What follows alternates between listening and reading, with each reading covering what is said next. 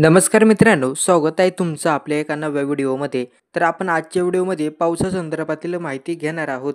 मान्सूनचा तडाखा, देशभरात पावसाचं साम्राज्य, महाराष्ट्रात ऑरेंज अलर्ट जारी. आपण भारतीय हवामानाच्या बाबतीत अनेक चढ-उतार पाहत आलो आहोत, पण यंदाचा मान्सून काहीसा वेगळाच आहे. काही दिवसापूर्वीच मान्सूनने संपूर्ण भारतभर आपल्या जोरदार हजेरीची आगमनाची नोंद केली. उत्तर भारतातील हिमालयाच्या पायथ्यापासून ते दक्षिणेतील किनारपट्ट्यापर्यंत अनेक पश्चिमेतील राजस्थानपासून ते पूर्वेकडील आसाम मेघालयपर्यंत फक्त आणि फक्त पावसाचे दणका दिला आहे. या सगळ्या चित्रात आता हवामान विभागाने सतर्कतेचे इशारे गंभीरपणे घ्यायला हवेत, कारण काही राज्यामध्ये पावसाचं भीषण थैमान घातलं आहे. हिमाचल प्रदेशमध्ये, उत्तराखंड, जम्मू काश्मीर या पर्वतीय राज्यामध्ये मागील काही दिवसांपासून मुसळधार पावसाने अनेक ठिकाणी भूस्खलन, रस्ते बंद, वाहतूक ठप्प अशा समस्या निर्माण झाल्या आहेत. भारतीय सरकारच्या हवामान खात्याने या भागांसाठी रेड अलर्टपासून ते ऑरेंज अलर्टपर्यंत विविध प्रकारचे इशारे दिले गेले आहेत.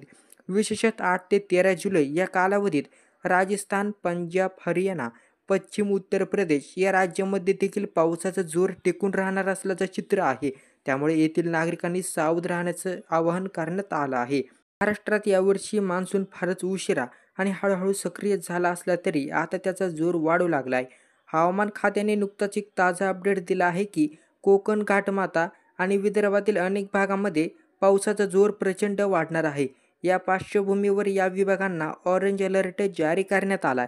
याचा अर्थ म्हणजेच नागरिकांनी आणि प्रशासनाने दोघांनीही कमालीची काळजी घ्यायला हवी.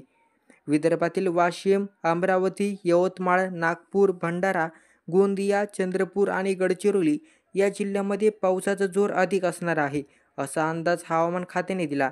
या भागामध्ये शेती सुरू झाली असली तरी अशा अचानक येणाऱ्या मुसळधार सरींमुळे शेतकऱ्यांची चिंता वाढू शकते. तसेच ग्रामीण भागांमध्ये पाण्याची पातळी, नद्या आणि ओढे भरून वाहण्याची शक्यता असून त्यामुळे काही ठिकाणी पूरस्थिती उद्भवू शकते. कोकणात रत्नागिरी, सिंधुदुर्ग व रायगड आणि पालघर या जिल्ह्यात जोरदार पावसाचा इशारा आहे. समुद्रालगतच्या भागामध्ये उंच लाटांचा धोका निर्माण होण्याची शक्यता आहे. त्यामुळे मत्स्य व्यवसाय करणाऱ्या आणि किनारपट्टीवर राहणाऱ्या नागरिकांनी विशेष खबरदारी घेण्याचं आवाहन करण्यात आले. त्यासोबतच पुणे आणि कोल्हापूर सारख्या घाटमाथ्यावरही भागातही प्रचंड पावसामुळे दरडे कोसळण्याचा धोका आहे.